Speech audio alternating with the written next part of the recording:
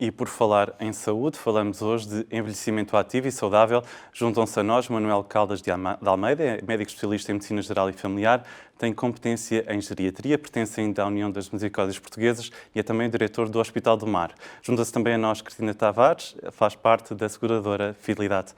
Cristina, Manuel, Dr. Manuel, sejam muito bem-vindos ao Saúde em Dia, é um prazer estar convosco. Dr. Manuel, os números dizem que de facto Portugal é um dos países mais envelhecidos do mundo.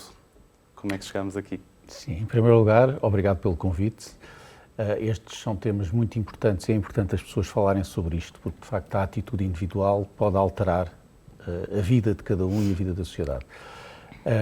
Aconteceram duas coisas boas, que é, a primeira foi nós começarmos a viver mais anos, e a esperança média de vida em Portugal era em 1950 de 55 anos, e agora é de 82 para as senhoras, de 79 para nós. O que quer dizer que, em média, vivemos mais 20 e tal ou 30 anos, o que é ótimo. A outra coisa boa que aconteceu foi as pessoas começarem a controlar a sua reprodução e o número de filhos que têm, o que também foi bom, permitiu equilibrar as famílias, enfim, teve todo o papel na libertação, digamos assim, e na igualdade da mulher e do homem, mas teve repercussões que foi hoje em dia as famílias terem menos crianças do que tinham também nessa época, o que quer dizer que temos muito mais pessoas com muitos anos e temos muito menos pessoas com menos anos e, portanto, deixámos de ter a clássica pirâmide etária para, em algumas zonas do país, termos cilindros etários e cilindros a encolher porque cada vez tem menos gente. Portanto, aquilo que é bom para as pessoas, individualmente, é neste momento, sem dúvida, um problema para a sociedade e para a nossa sustentabilidade e acaba por ser depois um problema para quem tem muitos anos por causa das consequências dos muitos anos também. Cristina Tavares, vimos então esta evolução, foram quase mais 30 anos de esperança média de vida. O mercado dos seguros também tem acompanhado esta evolução. É verdade. Aquilo que nós temos vindo a fazer tem sido, temos estado a avaliar também esta situação com muita atenção e o que faz parte da evolução dos próprios seguros é também acompanhar as necessidades e a evolução da sociedade. E no fundo isto que nós estamos aqui hoje a discutir é um facto, não é? Portanto, nós não estamos em cima de especulações, estamos em cima de uma realidade. É uma realidade que se vai aprofundar nos próximos anos e aquilo que fizemos foi estudar e percebermos até que ponto é que nós conseguíamos trazer uma oferta para o mercado que se ajustasse a esta realidade. O ano passado a Multicare lançou uma oferta específica para pessoas com mais de 60 anos, exatamente a tentar resolver esta situação e trazendo uma perspectiva mais integrativa daquilo que são os seguros de saúde e uma solução de saúde que responda àquilo que está a acontecer hoje, não é? Que é, como o doutor diz, uma questão que é positiva. Sim, são números, vivemos mais Sim, anos. Sim, claro, sem dúvida. Agora, a questão é como é que nós vivemos estes anos, estes mais de quase 30 anos de esperança média de vida que temos. Como é que estamos a chegar aos 60, aos 70, aos 80 ou 90 anos em relação ao que acontecia antes, em que nem chegávamos aos 90 anos de todo? Sim, globalmente estamos a chegar melhor, ou seja, a nível europeu e a nível de Portugal, nós estamos a viver mais anos e estamos a viver menos anos de grande dependência e de sofrimento antes de morrer, o que é bom. Agora, ainda há muito trabalho para fazer, porque estes ganhos que tivemos, não só do número de anos, como da qualidade de vida, neste momento têm muito a ver com o trabalho da sociedade, mas muito a ver com o trabalho individual da pessoa. Sabemos hoje que aquilo que vamos ser em velhos, muito velhos, depende de uma série de coisas que nós fazemos ao longo da vida. E é isso que se chama o envelhecimento ativo, no fundo, eu prevenir a maneira como vou ser quando for muito velho. Isto passa, em primeiro lugar, por ser magro, ou seja, a primeira coisa que eu gostava que as pessoas percebessem é que ser magro, não ter perímetro abdominal, o perímetro à volta do abdômen, é a melhor maneira de garantir não só que se vai viver muitos anos, como se vai viver muitos anos autónomo. Portanto, primeira coisa, não sejam gordos. Não ser gordo tem a ver com alimentação e tem a ver com exercício físico. As pessoas fazerem uma alimentação saudável e a alimentação saudável é comer de tudo. E agora há esta polémica da carne, não sei o quê. Nós precisamos de carne, precisamos de proteínas, precisamos de hortaliças. Precisamos de um equilíbrio. Precisamos de um equilíbrio. É evidente que provavelmente precisamos de comer menos proteína do que comemos. Mas o segredo é misturar tudo. Porque depois é assim, o peixe de profundidade tem mercúrio, o peixe de superfície tem antibióticos, a carne tem as vaquinhas que fazem mais. Portanto, o melhor é equilibrar, que assim comemos mercúrio à segunda, antibiótico à terça e a coisa vai se dissolver. Estou a brincar, mas a variedade da alimentação é fundamental. O exercício físico também é fundamental. Há uma questão importante que nós temos que perceber, que é o seguinte: nós vivemos hoje, enfim, na melhor das hipóteses, 80 e tal, 90 e tal anos. O nosso organismo está programado para viver 50. Quer dizer que nós estamos a viver num corpo que entra em desgaste a partir dos 50.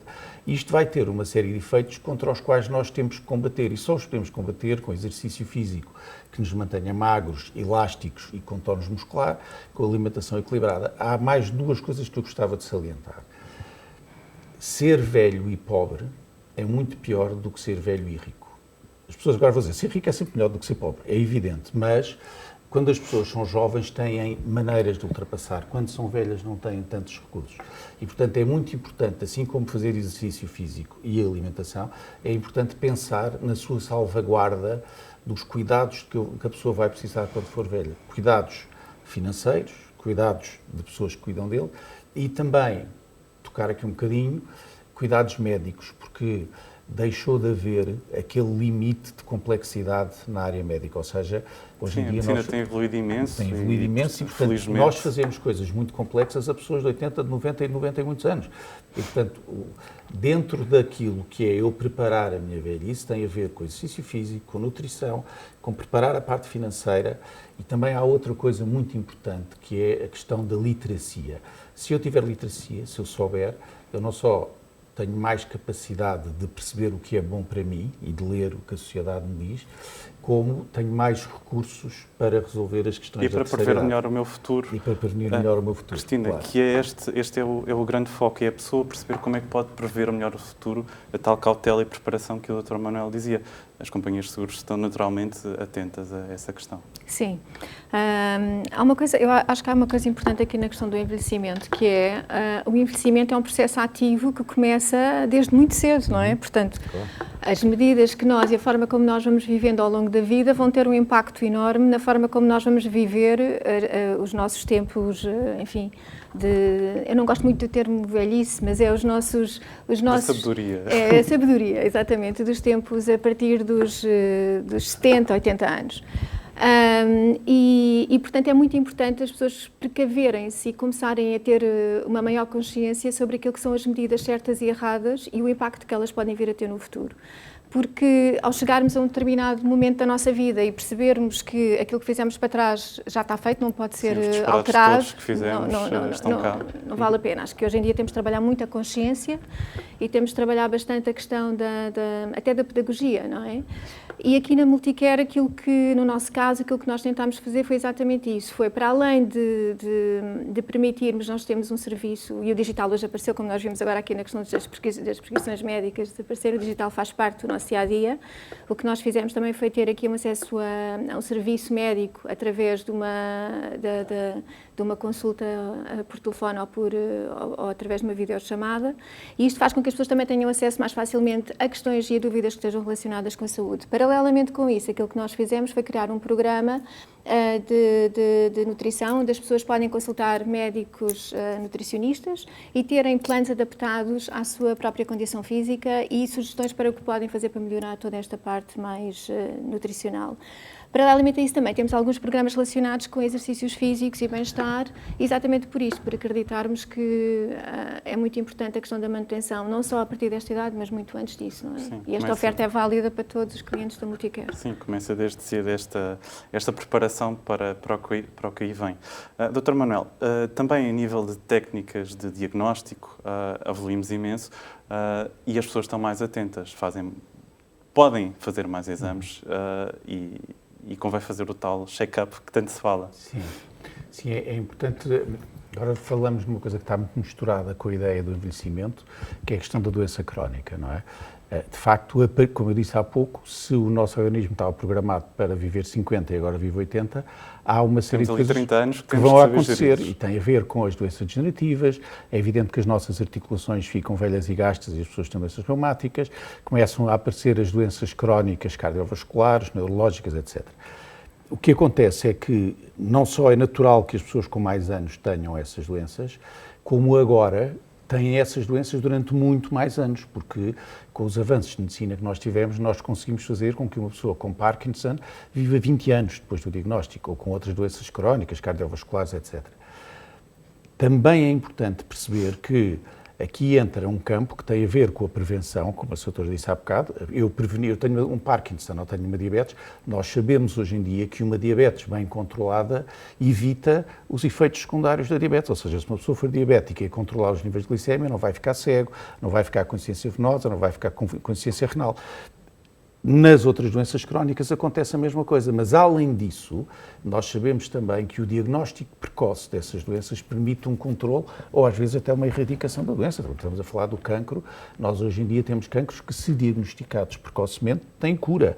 E, portanto, aqui o envelhecimento ativo também tem que ter da própria pessoa a questão de fazer as triagens na altura certa. Por exemplo, sabe-se hoje em dia que se fizer uma colonoscopia aos 50 anos e depois fizer de X em X anos, se tiver pólipos e se os tirar, que não vai desenvolver o cancro, porque os pólipos demoram 5 anos a desenvolver o cancro. Portanto, há uma série de medidas que nós podemos fazer, algumas de prevenção e uma prevenção que até pode levar à cura no caso da doença crónica.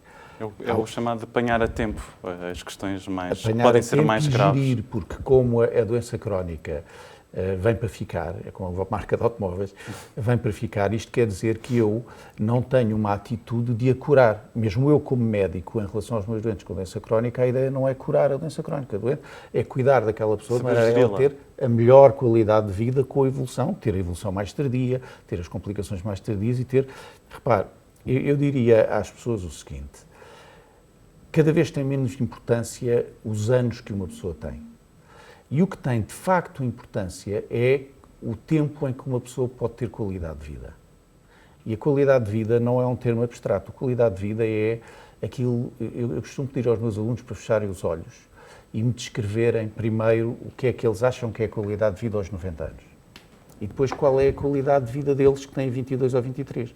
E eles desenham duas coisas completamente diferentes. Aos 90 anos acham que a qualidade de vida é poder ir sair, conseguir ser autónomo nas AVDs, mas quando falam deles, dizem, não, a minha qualidade de vida é ter amigos, é ter objetivos na vida, é poder sair à noite, é poder fazer bicicleta. E estes pequenos itens é o que nos dá qualidade de vida aos 20, aos 40 e aos 90. As pessoas com 90 é isto que querem também. E é por isto que temos que lutar quando falamos de envelhecimento ativo. E olhar para estas pessoas, e parece-me que, a Cristina, a palavra que o Dr. Manuel usa muito, a prevenção, é essencial. É essencial. Há uma coisa importante. Eu acho que os dados, aquilo que nos mostram é que as pessoas ainda não estão suficientemente sensibilizadas para aquilo que é a necessidade efetiva da prevenção. E aquilo que nós vimos é as taxas de utilização. Nós na nossa oferta oferecemos de 2 em 2 anos um check-up aos nossos clientes.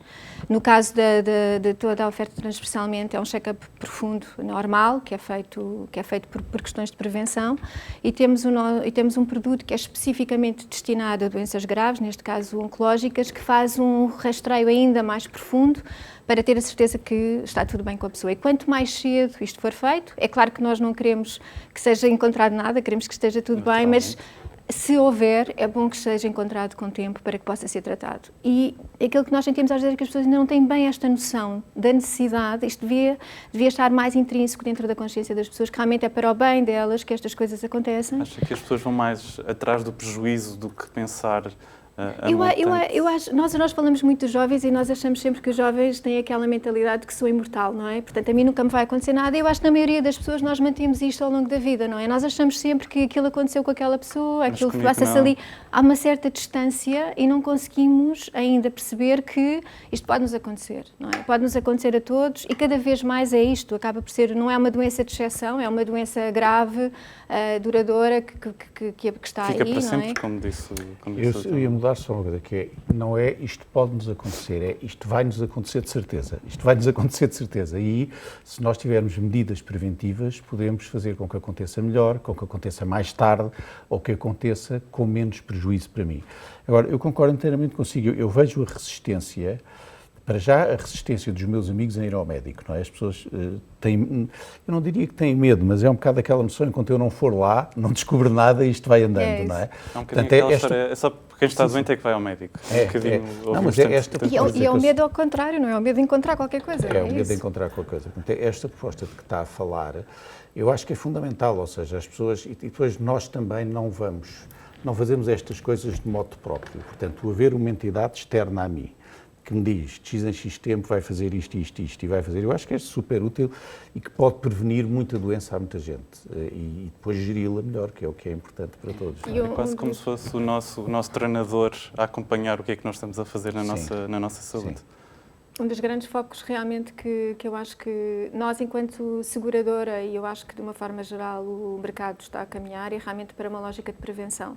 Acho que é positivo para todos, e podemos realmente tentar fazer com que o impacto que estas doenças hoje têm, que é gigante, não é? Quer do ponto de vista da qualidade da vida das pessoas, das famílias, as estruturas que existem e de repente quando acontece uma coisa destas realmente são bastante destrutivas e globalmente destrutivas, possa ser minimizada. Era muito importante as pessoas terem consciência de que isto é realmente essencial.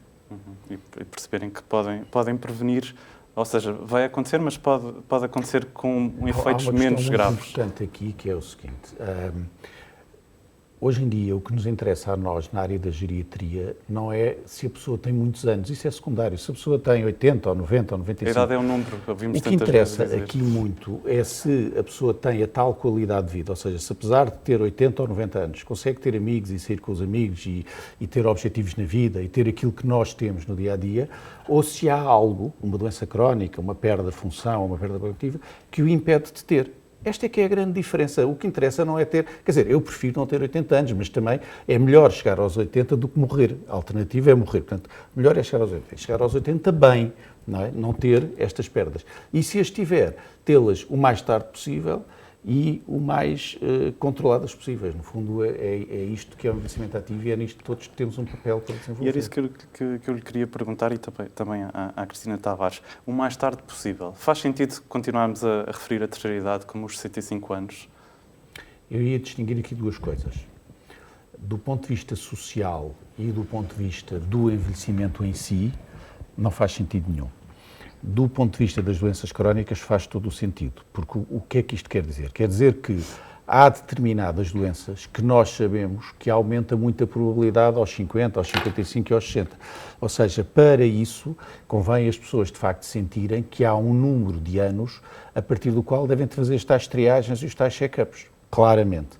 Agora, em relação à outra área, que não é da doença crónica, que é daquilo que temos estado a falar, que é eu ter muitos anos e sentir-me bem com esses muitos anos, os 65 deixou de fazer grande efeito, porque, eu vou contar agora aqui, nestas coisas acho que não devemos contar coisas pessoais, mas eu há uns tempos estava nos anos de um primo meu que fazia 60 anos, e no fim do jantar ele disse: Manuel, já reparaste que se eu amanhã morro, a notícia que aparece nos jornais é sexagenário atropelado? E o que eu assustava não era ser atropelado, era o nome de sexagenário. Porquê? Porque ele não se identificava como velho e de repente sentia-se confrontado com a questão de que o sexagenário é um velho. E isto é uma coisa que de facto nós temos que mexer na sociedade, porque as pessoas com 60 e tal e com 70 e tal não se sentem velhos, não se vestem a velhos. As senhoras de 60 e tal anos, felizmente, continuam a usar o cabelo aqui como a nossa jovem, compridos e bonitos, e já não têm aquelas restrições de tenho que vestir a velho. E, portanto, as cabeças estão completamente diferentes. Mas temos que ter esta distinção, que é não chamar velhos a pessoas que não se sentem velhos só pelo número de anos, mas as pessoas individualmente terem o cuidado de perceber que o risco de determinadas doenças crónicas aumenta aos 50, aos 65 e aos 60, portanto tem que ter cuidados por isso. E era com essa questão do risco que eu gostaria de terminar nessa conversa, Cristina, ainda temos tempo para falar sobre isto. Como é que as seguradoras lidam com esta questão do risco que naturalmente sabemos que aumenta conforme o aumento da idade? Nós sabemos que isto, é assim, para já esta questão da prevenção é importantíssima, não é? Porque quanto mais nós conseguirmos prever, tratar precocemente as doenças, melhor nós conseguimos controlar o risco. E mais barato será os seguros, com certeza que isso vai acontecer, não é? Porque acaba por ser isto é o lado bonito da questão, é que todos nós ganhamos com isso. As pessoas ganham qualidade de vida, ganham paz de espírito, e podem ficar com saúde durante bastante mais tempo, e as seguradoras podem prevenir o risco de uma outra forma e conseguirem controlar dessa forma também a questão dos preços que têm que praticar. A questão da sustentabilidade da saúde é uma questão profunda. É assim, nós podíamos chegar aqui o dia inteiro a discutir isto, porque acho que não íamos sair daqui com uma resposta, porque ela realmente é profunda e é específica do setor. Portanto, não é específica das seguradoras, mas é específica de todo o setor que trata a saúde, e aqui nós temos incluídos tudo, não é? Portanto, os hospitais públicos, inclusivamente, os hospitais privados, porque se considerarmos bem a questão do envelhecimento face àquilo que é a taxa de natalidade hoje, é óbvio que aqui não há equilíbrio. É a tal pirâmide que é um cilindro, como o Dr. Manuel disse no início da questão. Deixe-me só tocar num ponto importantíssimo que tem a ver com isto do risco. O grande problema que nós vamos ter pela saúde, além das partes técnicas e disto tudo que temos a falar, é o financiamento. É o dinheiro que faz mexer estas coisas todas, não é? E fica um assunto para a próxima vez que conversarmos, porque infelizmente o nosso tempo já terminou, mas agradeço muito a vossa presença, Cristina Tavares, Dr. Manuel Caldas de Almeida. Voltaremos a falar sobre este assunto, sobre a sustentabilidade do Serviço Nacional de Saúde. Obrigada. Muito obrigado. Falámos então sobre a questão do envelhecimento ativo e saudável. Falámos com o Dr. Manuel Caldas de Almeida, é especialista em Medicina Geral e Familiar, tem competência em geriatria. Falámos também com Cristina Tavares, da seguradora Fidelidade. Nós agora fazemos uma curta pausa, voltamos já.